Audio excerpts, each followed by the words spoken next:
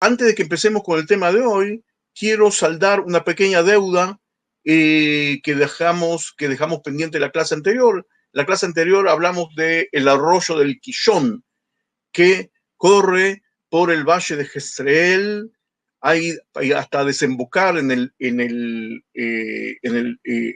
la zona de la ciudad de Haifá, en el mar Mediterráneo, y según nuestra comprensión del texto del libro del Jueces, capítulo 4 y 5, hubo un evento de lluvia torrencial que desbordó las aguas de este arroyo. Es algo que sucede tanto en tanto, por eso quiero dedicarle 2 o 3 minutos para que nos endulcemos un poco con esta foto de este lugar tan hermoso, el cual ha elegido Ariel para vivir ahí al lado del Quillón.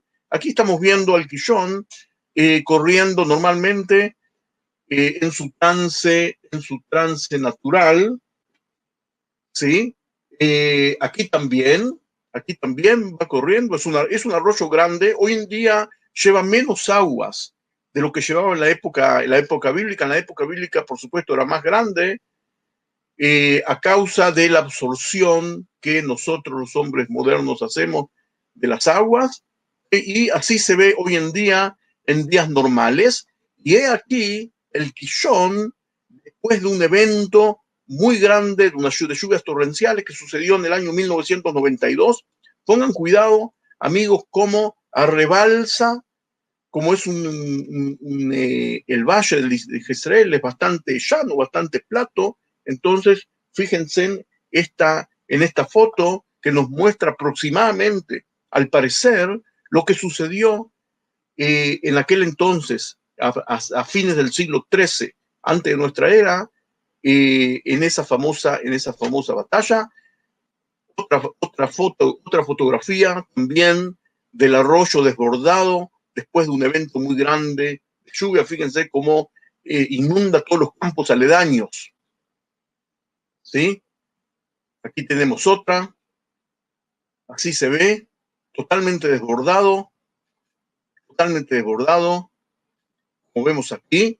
Y ya que estamos aquí, voy a aprovechar para compartir con ustedes algunas fotografías de armas auténticas que han encontrado los arqueólogos de esa época misma, armas que usaban los cananeos y al parecer lo usaban también los israelitas, espadas y dagas hechas de bronce, expuestas hoy en día en varios museos de Israel, sobre todo en el Museo de Israel, de Jerusalén, pero también en otros museos del país. Así se ven armas auténticas de aquella época, como podrán ver aquí, y como verán aquí, los soldados esos que van marchando llevan armas parecidas a las que acabamos de ver, y aquí una exposición de las armas típicas de aquella época, la cual estamos tratando durante todo este curso. Ahora, después de haber saldado esta pequeña deuda que quedó de antes, vamos a entrar de lleno en el tema de la primera clase de hoy, la conquista de Canaán según las evidencias arqueológicas. En realidad yo ya, hablando del texto bíblico y de los demás temas, siempre tiramos por aquí por allá frases que tienen que ver, pero hoy en día, ahora en esta clase vamos a concentrarnos en las evidencias arqueológicas. Para comenzar, vamos a observar otra vez el mapa que nos ocupó en la última clase, el mapa de los asentamientos de los israelitas según el relato bíblico de la segunda parte del libro de Josué y del libro de los jueces. Los israelitas logran asentarse en las zonas de montaña y no en los valles. Hablamos de eso lo suficiente, pero la razón por la cual estamos viendo junto ahora este mapa es para que nos hagamos juntos las dos preguntas esenciales que debemos hacernos para considerar el testigo arqueológico. ¿A qué me refiero?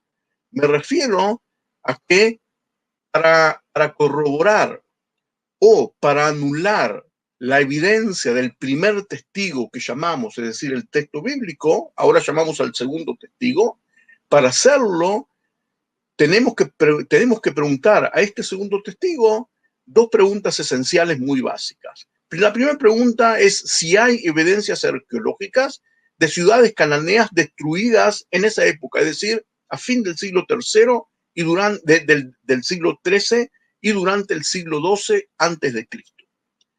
¿Sí? Si vemos una serie de ciudades cananeas, si los arqueólogos han encontrado una serie de ciudades cananeas destruidas violentamente por la guerra en ese periodo, eso está fortaleciendo o corroborando o por lo menos fortaleciendo al primer testigo, el testigo del texto bíblico. La segunda pregunta que debemos hacer a este segundo testigo, el testigo arqueológico, es si hay evidencias arqueológicas de asentamientos de los israelitas. Al fin y al cabo, el primer testigo, el texto bíblico, nos relata de que entró a la tierra de Canaán un elemento étnico nuevo, tribus que no estaban aquí, durante generaciones no estuvieron aquí, y ahora entran y se instalan en las zonas montañosas de la tierra de Canaán. ¿Hay evidencias arqueológicas de esto o no? Si no las hay, entonces eso habla en contra del primer testigo, el testigo bíblico, y si las hay, lo está fortaleciendo o incluso corroborando. ¿Sí? Esas son las dos preguntas básicas que vamos a hacernos en esta clase. Adelante. Antes de que veamos las evidencias arqueológicas, amigos, quiero que nos compenetremos en la terminología que usan los científicos para esto. La terminología que usan los científicos para estas épocas es un poco diferente a la terminología que usan los historiadores. En la columna del medio, ustedes ven cuando yo muevo aquí la flecha. Ariel, ¿podés contestarme? Cuando yo muevo aquí la flecha, ¿ustedes ven? Perfecto. Sí. Sí, muy bien. ¿Ven mejor que si lo moviese aquí? Ahí se está moviendo, sí. Bien. ¿Dónde se ve mejor cuando la muevo aquí? Como hiciste antes. Acá. Ahora Esto es lo mejor. Sí. Sí. Bueno, esto es lo mejor. Adelante. Volvamos a la cuestión de la terminología. La terminología que usan los historiadores es la época cananea antigua, la época cananea media y después la época israelita de asentamiento para después entrar en la época del Reino Unido. ¿Sí? Los tres reyes que gobernaron sobre el Reino Unido, el rey Saúl, David y Salomón. Esa es la terminología de los historiadores. Ahora, la terminología de los arqueólogos es, los arqueólogos en todo el mundo acostumbran a denominar los diferentes periodos de tiempo según el material que usaba la gente para hacer sus herramientas, sobre todo. Es así que los arqueólogos no hablan de la época cananea, sino la época del bronce. Como podrán ver, es lo mismo. No vamos a hablar aquí las diferencias, es prácticamente lo mismo. Los arqueólogos hablan de la época del bronce en vez de hablar de la época cananea y de la época del hierro en vez de hablar de la época israelita. Es una cuestión de terminología. Ahora, veamos dónde están ubicadas las épocas de las cuales estamos tratando, ¿sí? Si nosotros decimos que fechamos, que nosotros ubicamos a fin del siglo XIII y durante el siglo XII a la penetración de las tribus israelitas en la tierra de Canaán, esa época es llamada por los arqueólogos la época del hierro primera, ¿sí? Época del hierro 1. Y las ciudades cananeas que supuestamente, según el texto bíblico, los israelitas conquistaron y destruyeron, son las ciudades cananeas de la época del bronce tardía. ¿Sí? Anótense, les aconsejo que anoten esto a un costado, porque esta terminología va a volver varias veces, muchas veces durante toda esta clase. Nosotros tenemos que las dos preguntas que hicimos antes, las formulamos con respecto a estas dos épocas. ¿Qué pasa con las ciudades cananeas de la época del bronce tardía? Que por lo general se acostumbra a nombrarlo también por las siglas en inglés, Late Bronze, LB, la costumbre de llamar LB, Late Bronze. Nosotros vamos a nombrarlas en español, pero tengan en cuenta que por lo general se usa la terminología inglesa. Y la segunda pregunta que vamos a formular es ¿qué pasa en la época del Hierro I? Si hay restos arqueológicos de las tribus israelitas, ¿sí o no? ¿Sí? Acabamos de ubicarnos en el tiempo, acabamos de ubicarnos en las preguntas correctas, ¿sí? ¿Y qué es lo que pretendemos encontrar o no encontrar para poder atestiguar a favor o en contra del relato bíblico? Hemos puesto orden. Ahora quiero informarles algo sobre lo cual no hay ninguna discusión entre los arqueólogos. Tanto los minimalistas como los maximalistas, todo el mundo está de acuerdo en un hecho básico, que es el siguiente. Las ciudades cananeas de la época del Bronce Medio, es decir, la ciudad allá alrededor por el 1600, por el 2200, entre el 2200 y el 1600, las ciudades cananeas de la época del Bronce Medio, una época en que los israelitas todavía no existían por aquí, las ciudades cananeas en esa época llegaron a su auge, al auge de riqueza, del poderío económico, militar, y construyeron y fortalecieron sus ciudades a un punto que nunca más en el futuro llegaron a tal punto de fortificación. Eso sucedió en la época cananea media, en la época del Bronce Medio, ¿sí? En el Envi. Es algo indiscutido y después de que veamos estos dos hechos, vamos a verlo también en las diapositivas. El segundo hecho sobre el cual no hay ningún tipo de discusión es que las ciudades cananeas de la época del Bronce Tardío, es decir, la época que vino después, que se acostumbra a llamarla Elbi, sucedió exactamente lo contrario.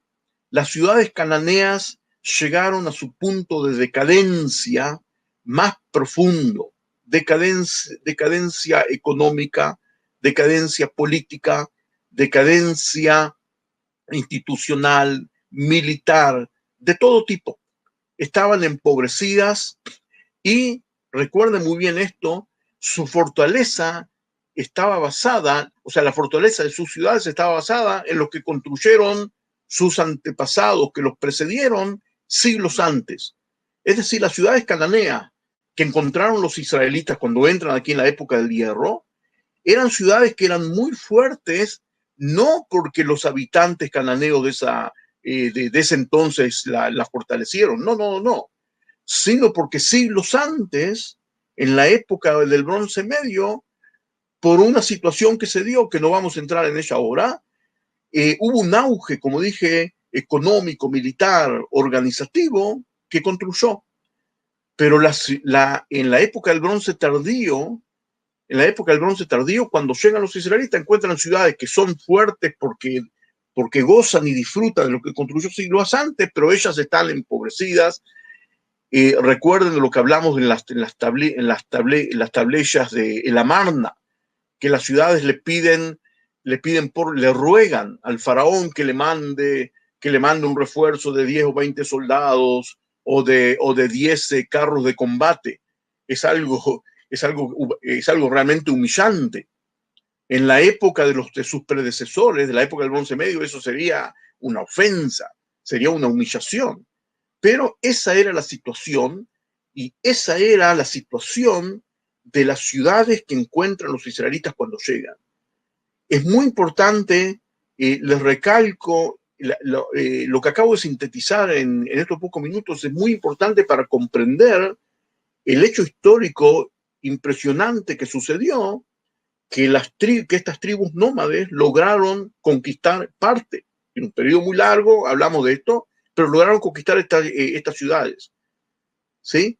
Ciudades fuertísimas, pero que estaban en una época de decadencia total, que se veían inmensas, se veían fuertísimas, pero que dentro de sí estaban empobrecidas, estaban en una decadencia total por varias razones que no podemos entrar demasiado aquí en detalle, pero sobre todo por el hostigamiento, la explotación del imperio egipcio que lo dominaba, y por guerras internas. Las ciudades de Estado cananeas vivían continuamente luchando y guerreando entre ellos, y eso los debilitó.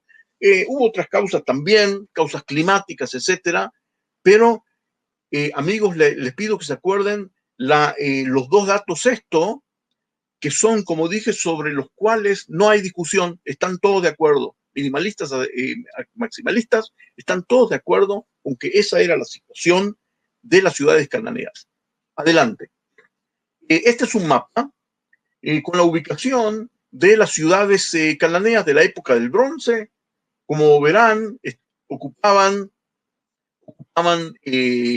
toda la tierra, la zona de las montañas, la zona de los valles, etcétera, prácticamente toda la zona del país. Vamos a echar un vistazo a las ciudades cananeas de la época del Bronce Medio, cuando se hizo toda esa fortaleza. Es importante que la conozcamos porque, como acabo de explicar antes, los israelitas van a encontrar todavía esas construcciones que estaban tan bien hechas que se conservaron con el pasar de los siglos y fueron aprovechadas por los cananeos del período del Bronce Tardío. Vamos a echar un vistazo a 3 ciudades, creo que 3 o 4 ciudades a lo sumo, del Bronce Medio, que fueron fortalecidas en el Bronce Medio y cuyas fortalezas perduraron en el tiempo y hasta la época de la llegada de las tribus israelitas. Antes de que le veamos, quiero que compartamos unos conocimientos básicos con respecto a los descubrimientos arqueológicos de estas ciudades. Los cananeos de la época del Bronce Medio, para fortalecer sus ciudades, para fortalecer sus ciudades, hicieron grandes construcciones en las murallas alrededor de las ciudades. Para protegerlas de todo tipo de ataque, hicieron 2 tipos de construcciones fenomenales. Una de ellas es lo que se llama glacis con C. Como ven aquí donde estoy apuntando, glacis quiere decir que se coloca en la ladera de la montaña sobre la cual está construida la muralla, se construyen capas construidas, como podemos ver aquí, capas construidas de tierra, de ladrillos, etcétera, para que sea imposible al enemigo que ataca conquistar la ciudad. Casi todas las ciudades cananeas que encuentran los israelíes tienen uno de esos 2 tipos de fortalecimiento de las murallas. Uno, dijimos, es un glacis, y el otro tipo es lo que le llamamos la rampa. ¿Qué quiere decir rampa? Si en la topografía natural de esa ciudad no hay un lugar alto como este, entonces los lugareños construyen, fíjense en la señal que yo hago acá, construyen una loma artificial, ¿sí? Y a esa loma nosotros la llamamos rampa, y sobre la cima de esa loma, supongamos que esto continúa hasta aquí, toda una loma artificial, y sobre la loma construyen la muralla. ¿Sí? Viene a decir que hay una glacis sobre esta parte de la rampa y una parte también sobre la parte interna, y así fueron protegidas las ciudades de la tierra de Canaán durante la época del Bronce Medio. Veamos algunos, ¿sí? Acá hay, ¿sí? Esta es una glacis, el lugar ya es alto de por sí, entonces se hace aquí un glacis y sobre la cima se construye la muralla. Esta sección, este corte, mejor dicho, es de la ciudad de Jericó. De la ciudad de Jericó, de la época del Bronce Medio. Aquí está la muralla. Fíjese que la muralla original estaba bastante baja. Estaba aquí donde yo estoy señalando. Entonces, ¿qué hizo esta gente? Construyó aquí varias capas.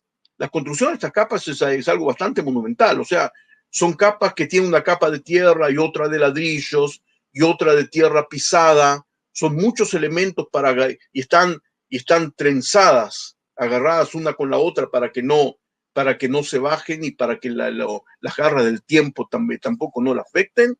Y esto hace que al enemigo le sea muy, muy empinado, le sea prácticamente imposible. Entonces, la muralla se la construye otra vez mucho más alto, se le agrega muchísima altura. Este es un ejemplo de la ciudad de Jericó. Y aquí vemos otra vez el corte de Jericó. Fíjense en cómo en la época del bronce temprano estaba la parte más oscura, y en la época del bronce medio se agrega todo esto y se construye otra vez la muralla arriba. ¿Sí? Esto en la audiencia del bronce temprano, vienen los del bronce medio, hacen todo esto y levantan arriba. Fíjense qué gran obra. Muchas veces en la parte de abajo se hacía otra muralla. Entonces voy a volver aquí. Lo que dije es que tenemos dos tipos de construcción. Tenemos el glacis, que, ¿sí? Vamos a ver este ejemplo de Jericó. En Jericó, en la época del bronce antiguo, sí, el EB estaba esta parte oscura. Entonces, en la época del bronce mediano, tiraron todo este glacis, toda esta capa, y la muralla se construyó encima. Eso es un glacis. El segundo tipo de construcción, que es bastante parecido, si en un lugar donde no hay un lugar natural que ya de por sí sea alto, entonces fíjense ahora en el cursor. Después vamos a ver un ejemplo muy práctico. Se construye una pequeña, una loma artificial, y sobre esa loma se construye una muralla. No se preocupen por el segundo ejemplo, porque después vamos a ver el ejemplo de Hazor, que es el más impresionante que hay. ¿Sí? Aquí vemos el glacis y aquí vemos el ejemplo de la ciudad de Jericó. Otra vez, la parte esta que está aquí era la superficie de la época del bronce temprano, y luego en la época del bronce medio se tiraron todas estas capas, algunas de ladrillos, otras de barro, y se levantó mucho más para arriba la ciudad. Este tipo de defensa es típico de todas las ciudades de Canaán. Se la hicieron, lo vuelvo a decir por enésima vez, en la época del bronce medio, y sobrevivieron hasta la época del bronce tardío, que es las ciudades que encuentran las tribus hebreas. ¿Sí? Lo vemos muy bien aquí. Ahora ven el cursor. Me imagino que sí. Si nadie se queja, debe ser que sí. Aquí vemos la superficie. Vemos la superficie natural, luego la superficie artificial y la muralla que se levanta más alto. Adelante. ¿Sí? Al parecer, todas estas construcciones que se realizaron en la época del bronce medio era para proteger a las ciudades de las máquinas de sitio que construyeron los imperios mesopotámicos, como lo vemos aquí. Esta es una máquina que, fíjense, que va sobre ruedas, una máquina del imperio asirio.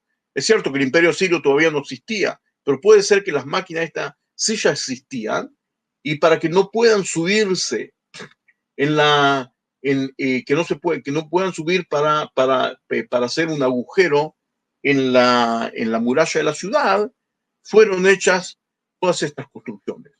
Vamos a ver, como dije, tres o cuatro ejemplos de ciudades cananeas. Una, la ciudad de Ashkelón, en la costa del sur de Israel, una parte que los israelitas no lograron conquistar. Luego los filisteos sí lo lograron. Fíjense en la glacis tremenda que construyeron aquí para amurallar la ciudad. Quiero compartir con ustedes, ya que estamos aquí, quiero compartir con ustedes unas fotos excelentes de uno de los portones de entrada de la ciudad cananea de Ashkelón, de esta época misma que estamos estudiando. En la arqueología de Israel tenemos restos de decenas, de muchísimas ciudades cananeas, pero solamente en 2 de ellas se conservaron portones hechos de ladrillos, de una manera cóncava, de una manera redonda arriba, y vamos a verlos a los dos. 2 ciudades que están nombradas en la Biblia, una es esta de Ashkelón. El techo que está puesto ahí es un techo para proteger. Fíjense en qué maravilla. Vemos aquí la entrada. Esto es algo que el visitante puede hacerlo hoy en día. Uno puede entrar por aquí y ver las paredes y de ladrillo.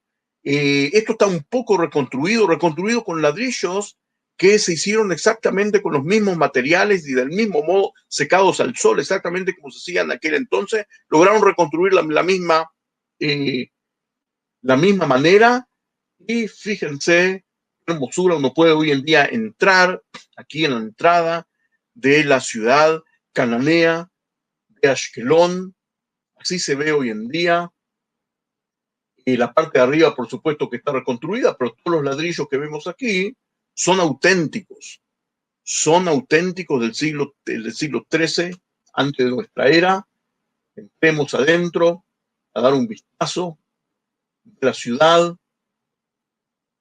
¿Sí? La parte de arriba se cayó, pero sobrevivieron.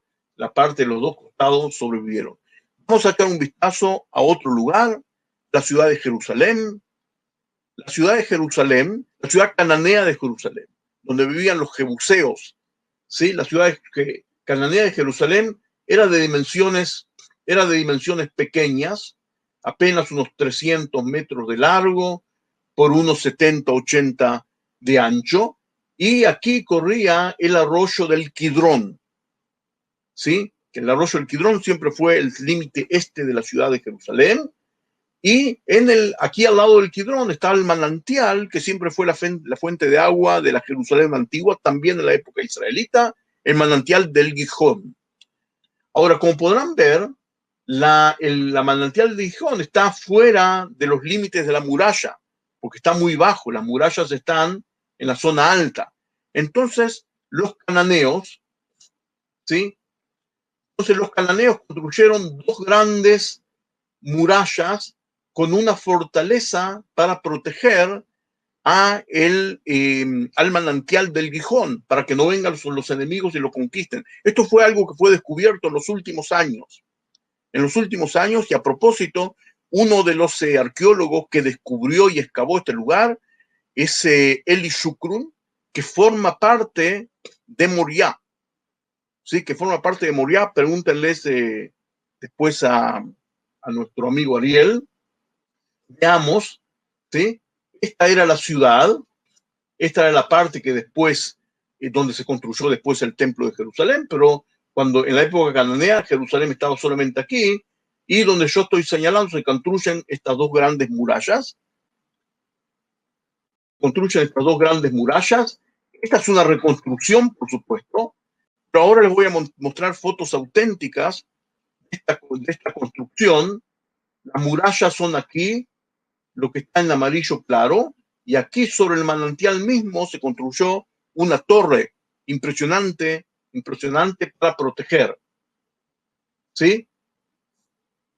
Observemos.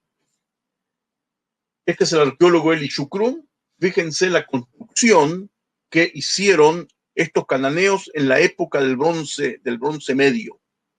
Las piedras estas pesan decenas de toneladas, algunas de ellas más de 100 toneladas. No entremos ahora en la pregunta cómo hicieron para llevarlas a este lugar. Es un tipo de construcción que se llama construcción ciclópea. Se traen piedras inmensas y se las va acumulando, ¿sí? Se las va acumulando para proteger el lugar. Y construyeron, estos cananeos también construyeron un túnel para llevar las aguas del Gijón a otro lugar. Otra ciudad que quiero mostrarle, otra ciudad cananea fortalecida en esta época del Bronce Medio, es la ciudad cananea de Laish, que luego los israelitas, la tribu israelita de Dan la conquista y le cambia el nombre, la llama Dan.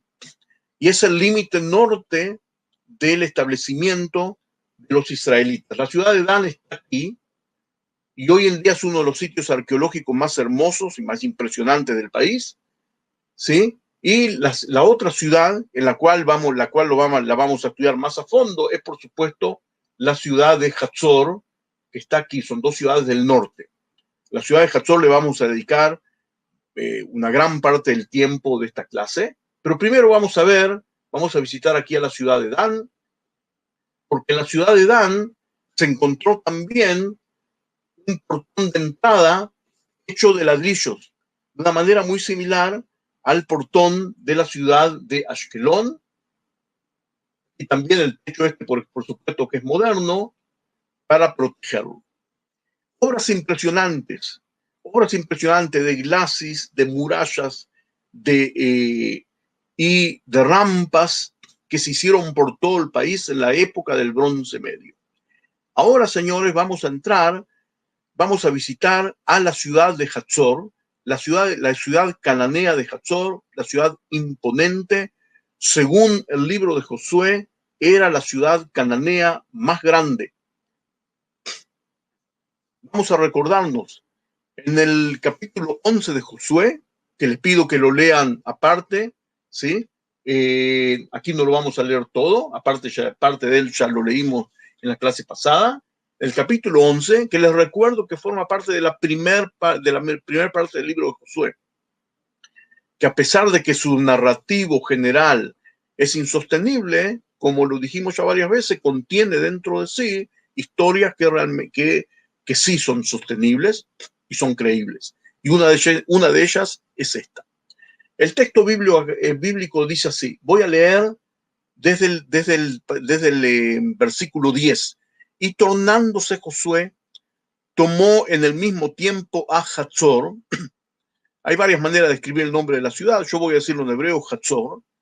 E hirió a cuchillo a su rey, la cual Hatzor era antes cabeza de todos estos reinos. Dicho en buen hebreo, esto quiere decir que Hatzor era el reino más importante de toda la tierra de Canaán.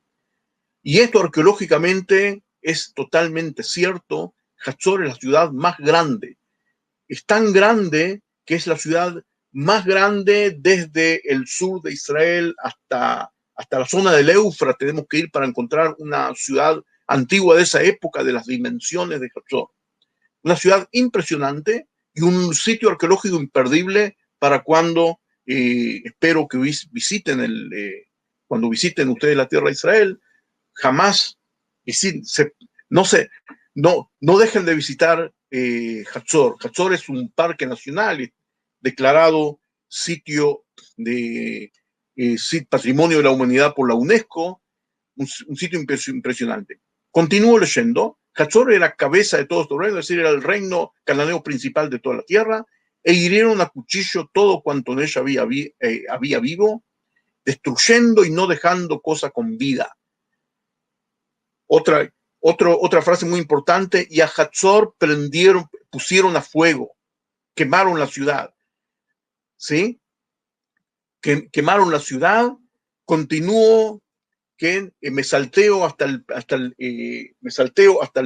versículo 13. Empero todas las ciudades que estaban en sus cabezos no las quemó Israel, solamente a Hatzor, la cual quemó Josué. Destacan aquí que la ciudad esta es la más importante, la más grande, la más importante. El rey de Hatzor se llama a sí mismo el rey de Canaán, y destacan que fue quemada. Acuérdense de estos pequeños detalles y vamos a visitar a Hatzor. Hatzor, ubicada aquí, como dije, era una de las ciudades más grandes de toda la zona en aquella época. Vamos a visitar Hatzor.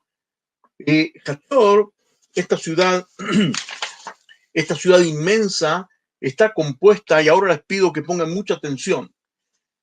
Fíjense lo extraordinario que esta es la ciudad de Hatzor. La parte que muestro acá con el cursor es una loma que naturalmente ya era alta, ¿sí? Y tiene aproximadamente unas 10 hectáreas. Ahora, ¿qué hizo esta gente? ¿Qué hicieron los cananeos de Hatzor en la época del Bronce Medio? Anexaron todo esto que estoy mostrando aquí, toda esta parte que está aquí, es un anexo artificial que hizo la gente de Hatzor. Todo este anexo aproximadamente son otras 80 hectáreas, es decir, que en total son unas 100 hectáreas. Es una ciudad inmensa para las proporciones de aquella época, no hay otra en toda la zona. Ahora, ¿cómo hicieron para anexar toda esta zona que era llana? Hicieron algo impresionante. Lo que estoy mostrando aquí es una rampa artificial, es una montaña artificial que tiene el corazón hecho de piedra y de ladrillo, y luego sobre ella, fíjense en mis manos, hay capas y capas de ladrillos y de tierra pisada, y sobre ella fueron construidas las murallas.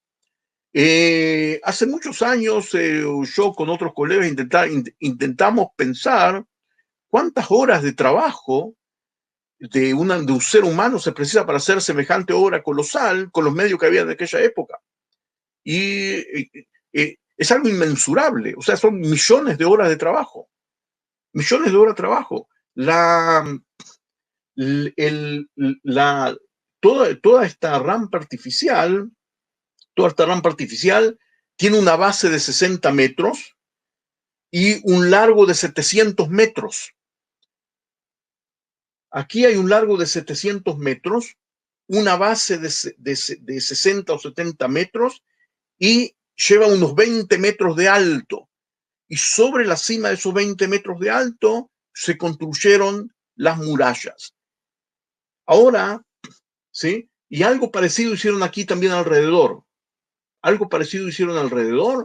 Y la ciudad esta se veía desde afuera como inconquistable.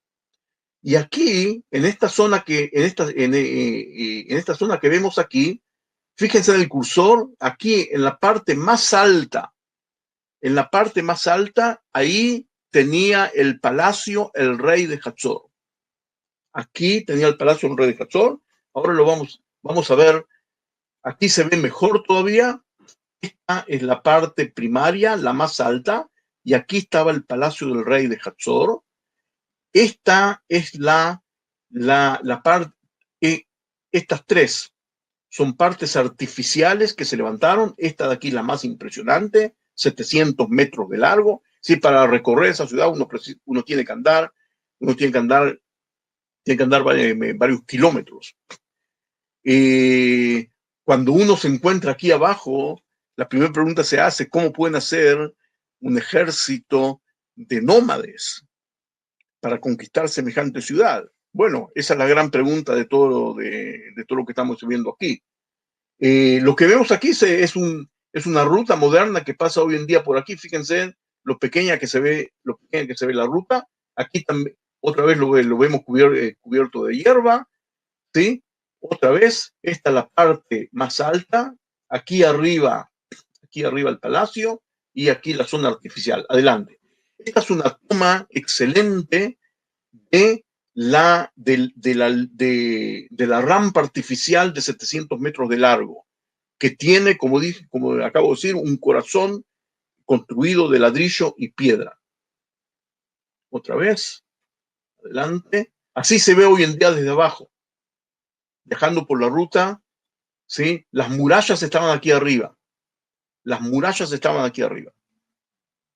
Otra toma excelente de la rampa artificial. Excavaciones. Hatzor fue excavada en varias etapas, pero principalmente en 2 etapas. En los años 50 del siglo pasado fue excavada por el arqueólogo israelí Yigael Yadin, ¿sí? En los primeros años del Estado de Israel, en los años 50, Esa es la primera etapa. Y en los últimos años, en los años 2000, fue excavada otra vez por el profesor Amnon Bentor, que es un alumno de Yadin y con el cual tuve el honor de estudiar, en sociedad con una investigadora española, la profesora Rubiato. Tal es así que, como expliqué en la bibliografía, gracias a que la profesora Rubiato de la Universidad Complutense de Madrid estuvo asociada en estas excavaciones, tenemos bibliografía en idioma español acerca de Hatzor. Les recomiendo muchísimo tratar de ubicarla. Yo sé que no es fácil, pero hay bibliografía en español excelente de la profesora Rubiato. Veamos así. Estas fotos son de las primeras excavaciones, de una de la base, de las bases de las murallas, y que reconstruida fehacientemente se veía así, ¿sí? Se veía así. Adelante. Yadin en sus excavaciones en Hatzor, encontró cosas importantísimas. Encontró los restos de siete templos dentro de la ciudad. A pesar de que él excavó, digamos, un 10% de la ciudad, encontró 7 templos dedicados a 7 deidades diferentes. En una de ellas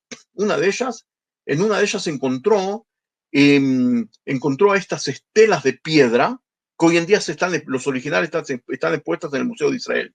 A estas estelas de piedra, ¿sí? Encontró máscaras, elementos rituales, armas, cosas importantísimas, ¿sí? Cosas importantísimas, muchos objetos importados de Chipre, de Grecia, de lejanías, de Egipto, lo cual demostraba el poderío económico que tenía la ciudad de Hatzor. No nos vamos a detener en ellos. El lugar es impresionante. Y ahora vamos a pasar a ver la continuación de las excavaciones. El profesor Bentor, junto con la profesora Rubiato, excavaron en los años 2000 y excavaron el lugar exacto donde estaba el palacio del rey de Hatzor. Como les dije antes, ustedes si visitan Israel están obligados a visitar aquí, y que mientras tanto los invito virtualmente. Vamos a entrar ahora juntos al palacio del rey de Hatzor, que fue destruido justamente a fines del siglo XIII, a principios del siglo XII antes de nuestra era. Es decir, ese es el palacio del rey de Hatzor que está nombrado en Josué, en el capítulo Josué número 11. Coincide exactamente. Adelante. Entremos al palacio. El palacio tenía bases de piedra y paredes de ladrillo. Un palacio lujoso, inmenso. No vamos a detenernos en todos los detalles. Totalmente destruido y quemado.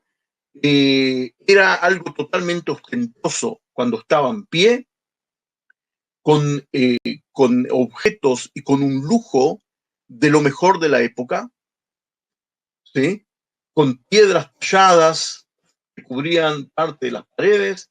Este era el plano. Ahora, pongan atención en el grosor de las paredes del palacio. Las paredes del palacio, aquí tenemos, ¿sí? Estos son 10 metros. Las paredes del palacio tienen 3 metros de grosor y en sí son paredes dobles, es decir, que las paredes dobles tienen más de 5 metros de grosor total. Un dato muy importante, ahora les voy a explicar por qué. Estos son los alrededores del palacio. ¿Sí? En la entrada del palacio había estatuas de leones simbolizando protección, con muchos objetos de lujo que no tenemos tiempo para ver demasiado en detalle. Y hoy en día este lugar está protegido por este techo que se hizo para protegerlo del tiempo, pero el lugar está habilitado para visitarlo. Yo cuando lo visito con mis alumnos acostumbramos a sentarnos aquí dentro del palacio y estudiar el capítulo 11 de Josué. Es un privilegio y emocionante estudiarlo justamente ahí dentro del palacio. Es algo que se puede hacer hoy en día y los invito a que lo recuerden y lo hagan cuando ustedes, ojalá, nos visiten y estemos ahí. Ahora voy a tocar los puntos más importantes de esto. Las excavaciones de Ventor y Rubiato descubren el palacio este, resulta que lo descubren, lo excavan usando las mejores tecnologías de hoy en día, lo hicieron hace pocos años, y descubren que este palacio fue quemado de una manera impresionante. No sé si ustedes sabrán, pero los ladrillos de adobe, cuando la temperatura llega a cientos de grados, los ladrillos también arden y salen llamaradas. Se hizo pruebas de laboratorio y se encontró que las paredes del palacio del rey de Hatzor, a fines del siglo III, ardieron, llegaron a una temperatura de entre 500 y 1000 grados. Es decir, que todo el palacio este ardió como una gran llamarada, que fue vista desde kilómetros. Fue vista desde kilómetros y quedó grabada en la memoria colectiva de la gente. Y eso es lo que dio lugar al texto que acabamos de leer. La coincidencia entre este descubrimiento y el texto que acabamos de leer es realmente impresionante. Se precisan argumentos muy serios, que yo creo que no los hay, para desprender uno del otro. Con el pasar de los siglos, con el pasar del tiempo, los israelitas se establecieron aquí en este lugar y construyeron una ciudad israelita llamada Hatzor. Pero durante siglos se abstuvieron de construir sobre el palacio quemado del rey de Hatzor. Lo dejaron quemado como un recuerdo, al parecer. Lo dejaron quemado y construyeron alrededor. Y lo dejaron quemado como un recuerdo. Y hoy en día, cuando tenemos todo el panorama arqueológico de todo el país, es algo muy lógico. La ciudad de Hatzor no hay otra como ella. O sea, cuando las tribus logran conquistar Hatzor, como lo dije en la clase anterior, las dos grandes batallas del norte fueron Hatzor y la batalla ahí y la batalla en el Kishon. Después de las dos grandes batallas, el norte de la tierra estaba en manos de los israelitas. En el sur fue la batalla contra la ciudad cananea de Hebrón, y Jerusalén siguió siendo cananea en el medio. Ese es el panorama. Ese es el panorama tanto arqueológico como del texto bíblico. Sigamos aquí, sigamos viendo Hatzor. Dentro de Hatzor se encontraron documentos escritos de una ciudad tan importante, se encontraron documentos escritos, incluso diccionarios bilingües, trilingües, que usaban los lugareños para estudiar idiomas extranjeros, sobre todo el acadio. Aquí vemos cómo fue al primer ministro de Israel, David Ben Gurión, visitando las excavaciones. El hombre alto aquí es Yigael Yadin, el arqueólogo. Y aquí vemos, con cuidado, en este mapa vemos en azul está pintado los restos del palacio del rey cananeo de Hatzor, y alrededor de él vemos las construcciones de los israelitas. Alrededor de él vemos las construcciones israelitas, ¿sí? Pero durante siglos lo dejaron ahí como un símbolo. Y esta es una fotografía aérea. El techo este es un techo que lo hicieron las autoridades hicieron una gran obra de conservación y preservación en este lugar. Por eso se hizo este techo para mantener esta obra maestra que vemos aquí. ¿Sí? Adelante. Ahora, señores, vamos a tocar un tema importantísimo.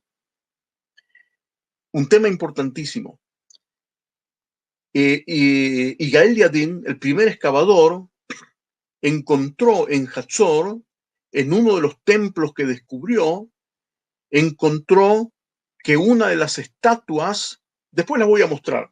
¿Saben qué? Vamos a mostrarlo primero. Vamos a mostrarlo primero, después volveremos a la otra foto. Él encontró a esta estatua dentro de uno de los templos, con la cabeza, sin la cabeza, y la cabeza tirada a unos metros. Ahora, como ustedes sabrán, cuando la piedra se estudia en un laboratorio, uno puede saber cómo fue rota, dónde se le dio el golpe, porque quedan olas en el lugar que se dio el golpe, y en los laboratorios se puede saber también cómo fue el golpe, si fue un golpe de un objeto filoso o de una masa, si fue fuerte, si fue débil, muchas cosas se pueden saber. Y él llegó a la conclusión, en los años 50, cuando esto todavía no estaba muy desarrollado, él llegó a la conclusión de que uno de los soldados israelitas, cuando entró al templo dentro caneo, dio un golpe de espada a la estatua esta y hizo volar a la cabeza, y el templo quedó destruido con toda la ciudad. Eso lo escribió Yadin. Luego, en los años 70 comenzó a surgir la escuela minimalista y dijeron que Yadid es un exagerado o maximalista, que esto no puede ser, ¿sí? Pero lo que sucedió es de que en las nuevas excavaciones, las excavaciones de Mentor con Rubiato, se encontraron 7 o 8 ejemplos más de figurines, de estatuillas o figurines de dioses que sufrieron daño hecho adrede, hecho a propósito, por las mismas personas que destruyeron la ciudad. Aquí vemos uno. Entre ellos hay dioses cananeos y entre ellos hay también dioses egipcios, dioses de todo tipo, que fueron, las personas que destruyeron la ciudad cananea de Hazor, les era importante destruirlos. Ahora, pongamos atención, esto es algo muy especial, es algo desconocido. En el mundo que estamos estudiando aquí, se acostumbraba exactamente lo contrario. Los pueblos antiguos del Oriente Antiguo se mataban a los habitantes de la ciudad conquistada, pero tenían mucho cuidado y mucho respeto con los dioses de los conquistados. Tomaban las estatuas de los conquistados y se las llevaban con mucho cuidado y con mucho respeto, así como hicieron los filisteos con el arco de la alianza de los israelitas. Pero el daño predeterminado es algo que es algo totalmente desconocido, porque en la visión, en la filosofía politeísta, los habitantes de la zona respetaban a los dioses de los vencidos. No respetaban a las personas vencidas. No, las esclavizaban, las mataban. Pero los dioses sí, los llevaban con mucho respeto. Y si después hacían las paces con ese pueblo, se las devolvían también, se acostumbraba a devolver las estatuas de los dioses. El único texto antiguo que ordena a sus creyentes a destruir a las estatuas es la Biblia, a causa del monoteísmo. En el politeísmo esto no existe, sino que es todo al revés, como lo acabo de explicar. El monoteísmo lleva a ordenar a los creyentes a que destruyan a los símbolos de los demás dioses, porque los demás dioses no existen. No existen. Esa es la base del monoteísmo. Y el único texto antiguo que, como acabo de decir, que existe, que tiene semejantes órdenes, es la Biblia, son las órdenes de la Torá. Y es muy difícil diferenciar una cosa de la otra. Los ejemplos que vemos aquí, aquí están los arqueólogos, la fotografía esta fue tomada en el mismo momento, el mismo día que esto fue encontrado. Una estatuilla, ¿sí? Una estatuilla que fue ultrajada deliberadamente. Esta estatua es una estatua egipcia que también le fue, con un golpe de espada, fue quebrada y arrojada. Algo que un politeísta jamás lo haría, ¿sí?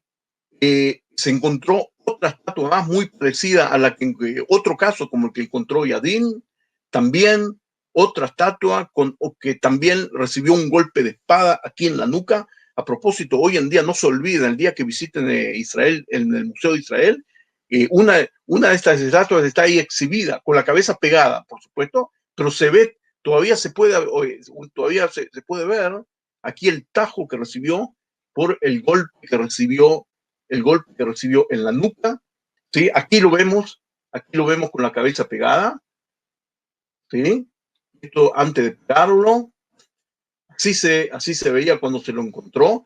Son muy chicas las estatuas estas. Ahora, aquí parecen muy grandes en la diapositiva, pero ahora van a ver, es dos buenas fotos. Esta estatua recibió un golpe aquí y la cabeza se encontró a varios metros, a diferencia del cuerpo. Y aquí vemos una fotografía de Yadín con el templo con las estelas y la estatua de la cabeza separada.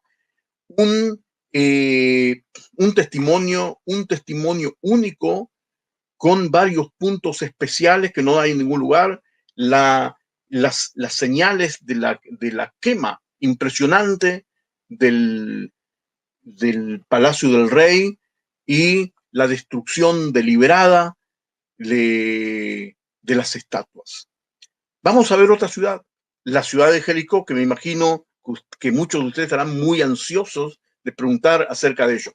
Pero antes de Jericó, antes que hablemos de Jericó y antes de que me olvide, la ciudad de Hatzor, tal vez lo dije, pero lo voy a decir otra vez. La destrucción está muy bien fechada. Se encontraron pruebas de carbono 14 muy fehacientes, muy claras.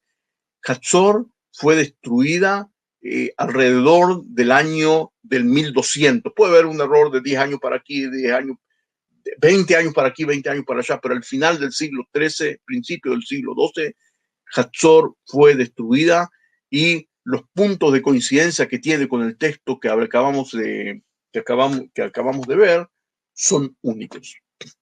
Ahora pasemos a Jericó. Jericó tiene una importancia simbólica muy grande, porque según el texto bíblico, es como si fuese la llave de la ciudad de Canaán. Cuando los israelitas penetran en Canaán, la primera ciudad que conquistan es Jericó. Según el relato bíblico, los israelitas hacen 7 vueltas por día y tocando las trompetas, y al final, milagrosamente, las murallas caen, etcétera, etcétera. Una de las historias más conocidas de la Biblia, estoy seguro que todos ustedes la han leído por lo menos una vez, y se conquista la ciudad, también con una ayuda de adentro de Rahab y su familia. La ciudad de Jericó, veamos primero el mapa, ¿sí? La ciudad de Jericó está aquí, estamos seguros de la ubicación, porque está al lado de un manantial muy importante, que es el único manantial importante de la zona, y el lugar, esta es una foto aérea muy buena, que nos da la pauta también del lugar. Esta colina, se llama Tel Sultán en árabe, y es la Jericó antigua. El lugar fue excavado por la arqueóloga Kathleen Kenyon, una arqueóloga británica, en los años 70, cuando este lugar estaba en poder de Jordania, antes de la guerra antes de la guerra de los 6 días. Kathleen Kenyon realizó aquí varias excavaciones. Hubo otras excavaciones, pero las excavaciones de Kenyon siguen siendo hasta ahora las más importantes. Llevó muchos años hasta que Kathleen Kenyon fueron publicados los resultados de las excavaciones. Ahora, antes de que hablemos de las deducciones de Kathleen Kenyon, es muy importante que observen la foto que estoy mostrando. Hay un gran problema. En Tel Sultán, en este lugar, la tierra natural es una tierra muy blanda, es una tierra rosa muy blanda, que cuando hay un gran golpe de lluvia, una lluvia torrencial, tiende a deshacerse, y tal es así que la mayoría de los restos antiguos de la ciudad, como ustedes pueden apreciar, no se conservaron.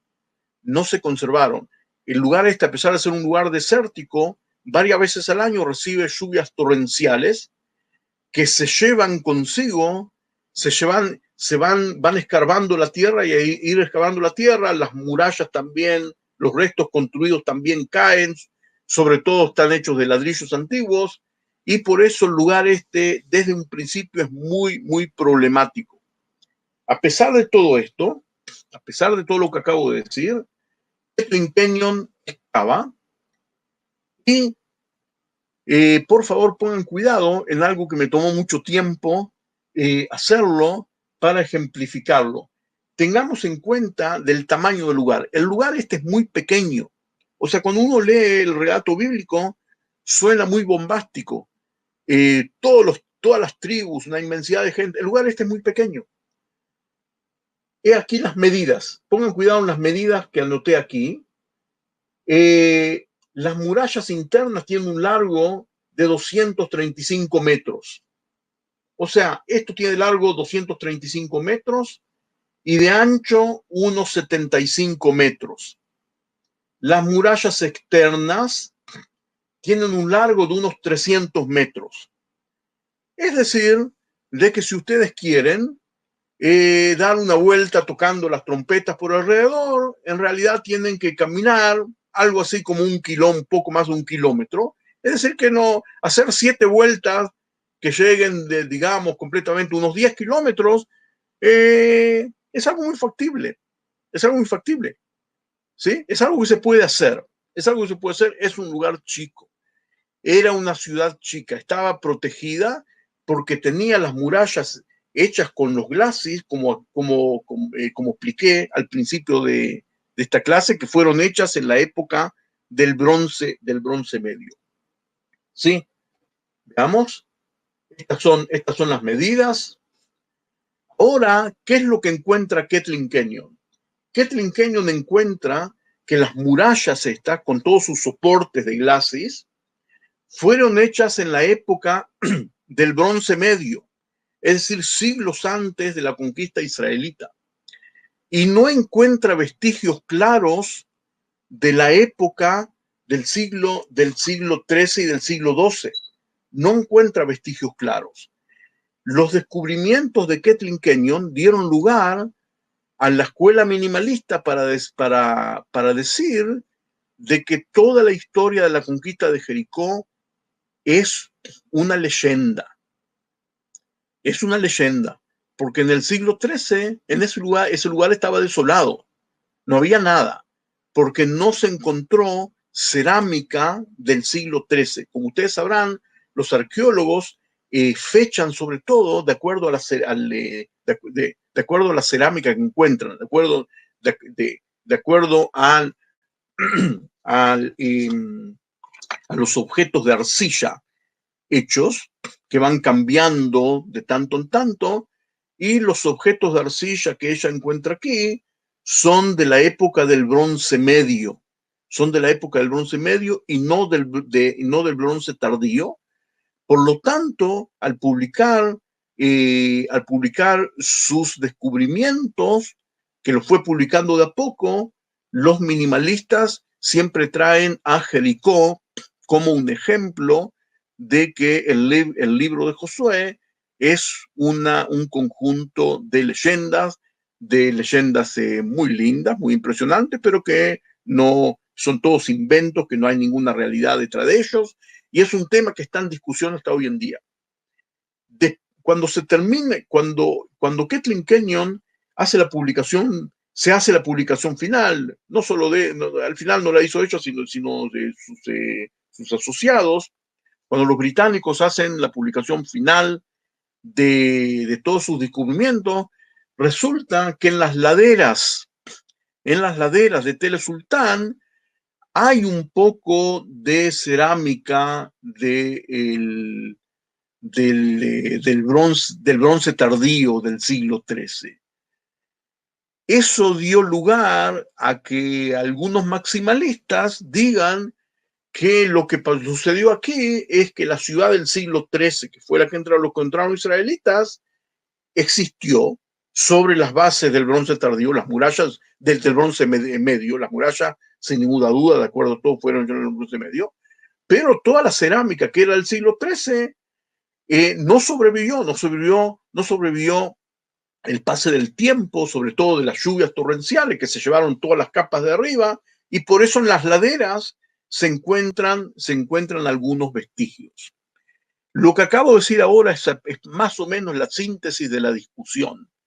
Muchísimos arqueólogos dicen de que aquí no hay indicios. Kathleen Kenyon y su equipo británico,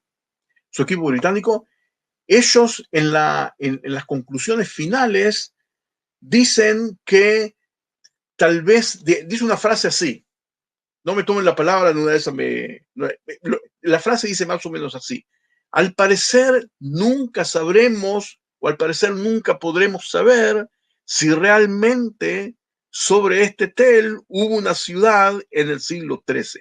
Es decir, que los británicos, los arqueólogos británicos, el equipo de que se cubrieron por todos lados. Dejaron una pequeña abertura como para decir que tal vez sí hubo aquí una ciudad en el siglo XIII, pero tampoco nos lo dijeron de una manera obligatoria, y un gran símbolo de pregunta sigue flotando encima de este tel hasta hoy en día, desgraciadamente. Adelante. ¿Sí? Ahora, amigos, ¿sí? Ahora pasemos a la segunda pregunta. Ahora pasemos a la segunda pregunta. Como ¿se acuerdan que formulamos dos preguntas básicas? Y les aconsejé que las anoten. Una era sobre las ciudades cananeas, ¿sí? Y antes de que pasemos a la época del hierro, sobre las ciudades cananeas, quiero decir una frase que resuma más o menos. En realidad, en las zonas montañosas de la tierra de Israel, se han encontrado muchas ciudades cananeas que fueron realmente destruidas violentamente en esos 150, 200 años, desde el final del siglo XIII, durante el siglo XII, hasta principios del siglo XI, que fueron destruidas. Es cierto que muchas no fueron destruidas y siguieron existiendo, sobre todo en las llanuras y en los valles, ¿sí? Pero muchas sucedió como lo que sucedió en Hatzor. Ahora pasemos a la segunda pregunta. La segunda pregunta era si hay vestigios de que las tribus israelitas se establecieron en esta tierra a partir de fines del siglo XIII, ¿sí? La época que, como ya lo establecimos, a los arqueólogos la llaman la época del hierro I. Adelante.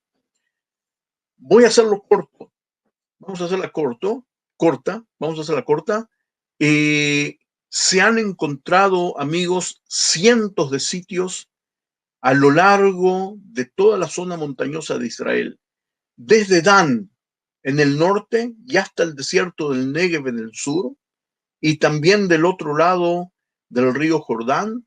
Se han encontrado cientos, y si encontraron cientos, ustedes saben que, como ustedes sabrán, los arqueólogos encuentran un poco de lo que hubo en todos lados. Es decir, que si encontraron cientos, al parecer había miles.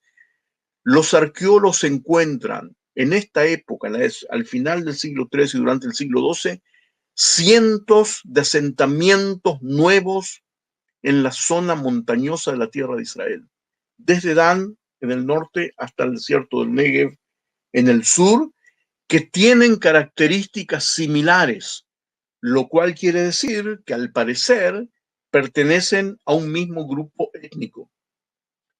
Estos lugares, vemos aquí un ejemplo de Samaria, pero la verdad es que son todos parecidos. Estos nuevos pobladores se establecen en la zona de montaña y tienen una manera particular de construir sus casas. Resulta que las construyen siguiendo un mismo plano, pero en todo el país. Y tanto se enamoraron de ese plan de casas que los israelitas, en los siglos siguientes, cuando no hay duda, no hay discusión de que son israelitas, siguen usando ese mismo plano, hasta la destrucción del primer templo. Ahora, si los israelitas, en las épocas posteriores, en las cuales no hay discusión de que son los israelitas, usan el mismo plano, la lógica dice de que estos asentamientos eran israelitas, porque su continuación la vemos después. Es algo que les cuesta aceptar a los minimalistas. Y el plano se ve así. Al parecer era un plano que se ajustaba bien a la idiosincrasia de la familia patriarcal de las tribus israelitas que se dedicaban a la agricultura. Tenía una entrada aquí, donde lo muestro con el cursor, una entrada aquí. La familia vivía en la parte de atrás, que por lo general tenía 2 pisos. Lo sabemos porque muchas veces a un costado se encuentran restos de escaleras de piedra. Y toda la parte de adelante servía para las actividades agrícolas, para guardar herramientas, para guardar grano, incluso algunos animales domésticos, ¿sí? Ese plano les caía, al parecer les cayó como anillo al dedo. Voy a destacar que el plano casas con este plano ya existían entre los cananeos, pero muy poco. En cambio, entre estos nuevos pobladores se volvió el plano exclusivo en todo el país, ¿sí? Lo vemos en muchos lados, acá vemos, ¿sí? Vemos otro lugar, y una reconstrucción. Las columnas que ven aquí son columnas que siempre figuran aquí. La entrada estaba aquí, como dijimos, en la parte de atrás vivía la familia, lo sabemos porque en la parte de atrás siempre se encuentran elementos de cocina, ollas de arcilla con quemadas en la parte posterior, en la parte de abajo, utensilios de la vida diaria, y al parecer así eran las casas de estos nuevos pobladores en estos lugares. Al parecer se veían más o menos así, y es tan típica que se acostumbra a llamarla la casa israelí, porque, como acabo de decir, es típica de los asentamientos israelíes durante toda la época del Hierro, empezando aquí en a fines del siglo III y terminando en el 586 con la destrucción del reino de Judá.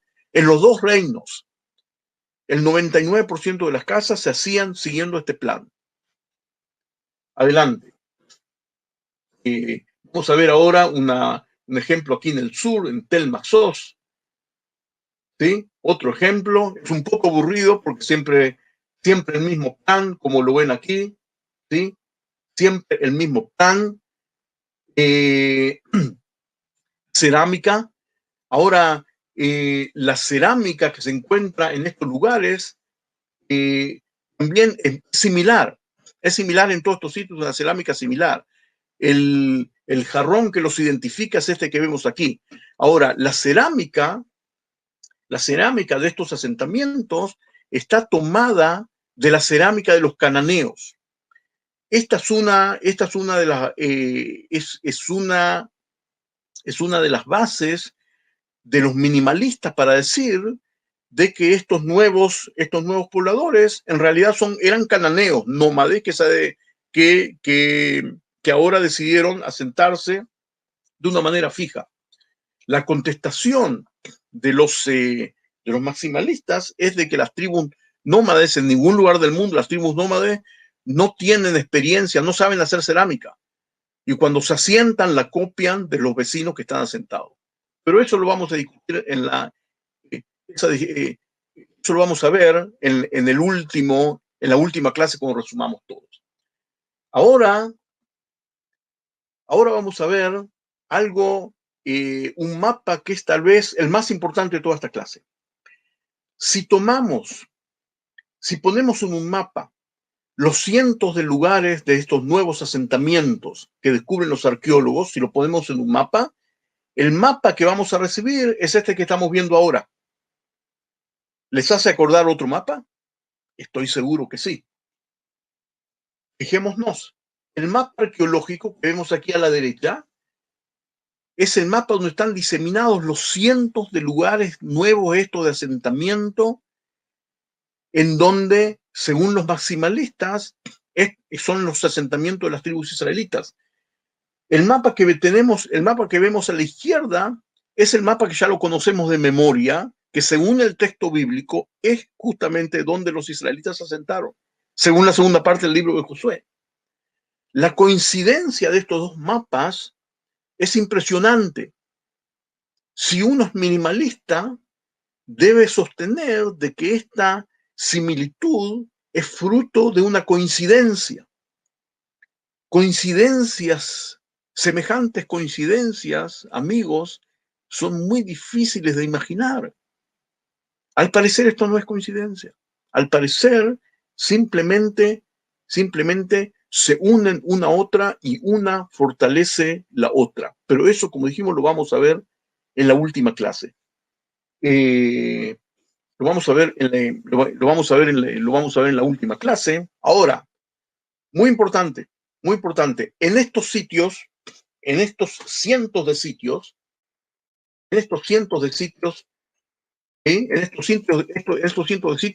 los arqueólogos han encontrado varias cosas muy peculiares. Voy a citar dos, por la falta de tiempo. Primero, en todos estos asentamientos no se ha encontrado jamás ninguna estatua, ninguna estatuilla. No se ha encontrado ningún objeto religioso, nada. A diferencia de lo acostumbrado entre los cananeos. Entre los cananeos tienen estatuillas, cada familia tiene estatuillas de sus dioses, dentro de su casa. Estos israelitas, estos pobladores, llamémoslo así, después discutamos quiénes son, se abstienen totalmente en todo, y son muchos los casos, son cientos de casos. No hay en ninguno de ellos ninguna estatua ni ningún objeto que pueda ser considerado un objeto de culto. No puede ser casualidad. Y esto es igual desde Dan hasta el norte hasta el Negev. Segundo punto, hoy en día la arqueología está mucho más avanzada de lo que era hace varias décadas, y los arqueólogos recogen restos orgánicos que se conservan todavía, sobre todo restos de huesos de animales. Es muy importante para reconstruir la dieta de la gente. Vamos a la línea final. Estos pobladores se abstienen totalmente de comer cerdo, a diferencia de sus vecinos. Los filisteos, por ejemplo, que se asentaron en la zona de la costa de este mismo tiempo, el 20% de los huesos encontrados entre los filisteos son de cerdos.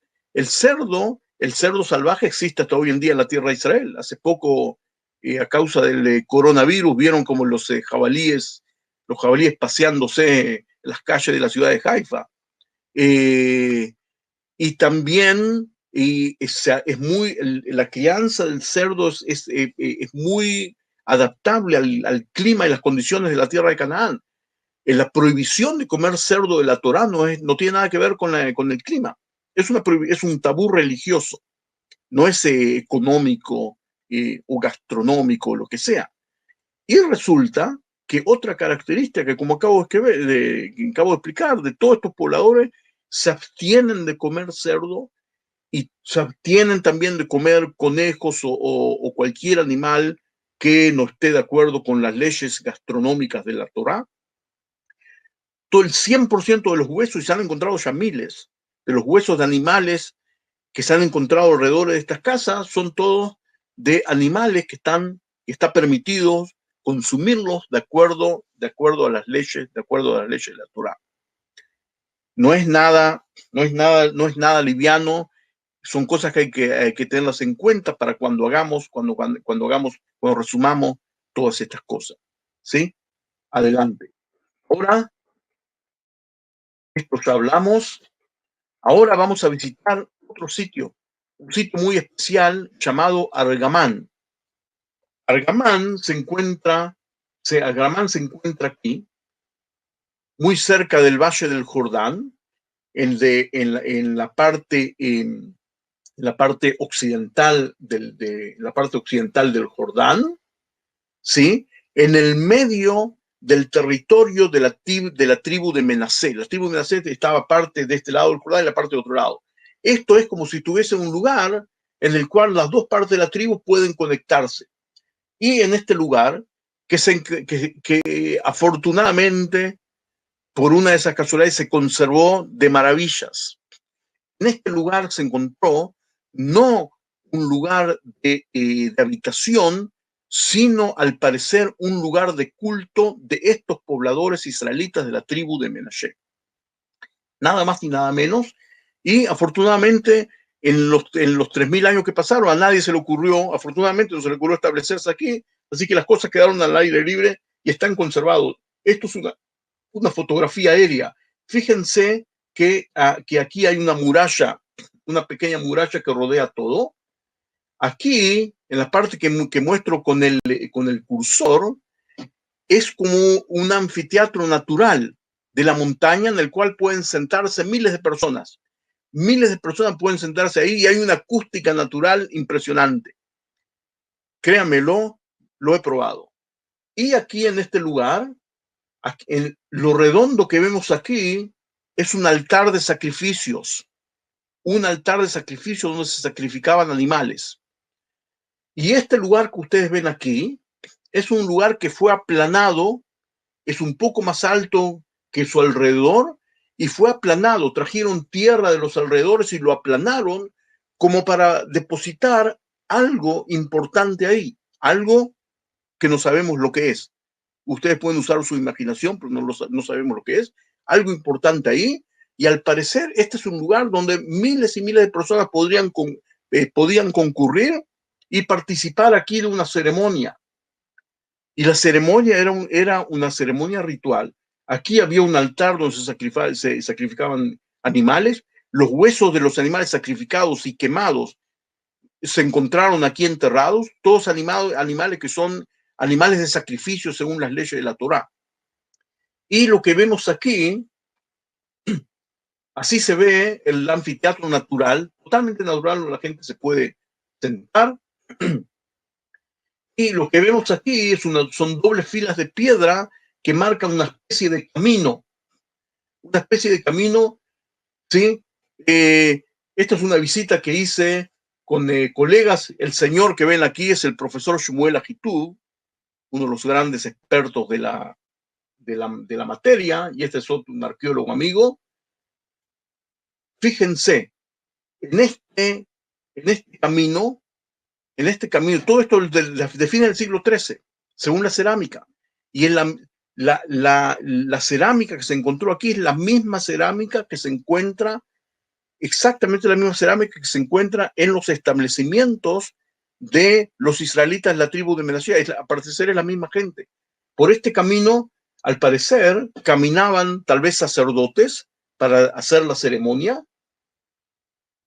Y al final, ¿sí? Este es el lugar que fue elevado artificialmente como para depositar algo, ¿sí? Y aquí vemos desde lejos el altar, es un altar grande, ahora lo van a ver, ¿sí? Y atrás se ve el altar, aquí estoy yo y el profesor Ahitub, y aquí se ve el altar, aquí redondo, es un lugar grande, es decir, que la gente que estaba sentada alrededor, los miles, tal vez decenas de miles de personas, podían ver el sacrificio que se realizaba ahí. Ese es el altar, ahora van a verlo, aquí está, todo este círculo sobre el altar inmenso. Es el altar, está hecho de piedras no elaboradas, es decir, de acuerdo a los dictámenes de la Torá, ¿sí? Este es el altar, un lugar impresionante, único, otra foto del altar. Bueno, hasta aquí hemos llegado.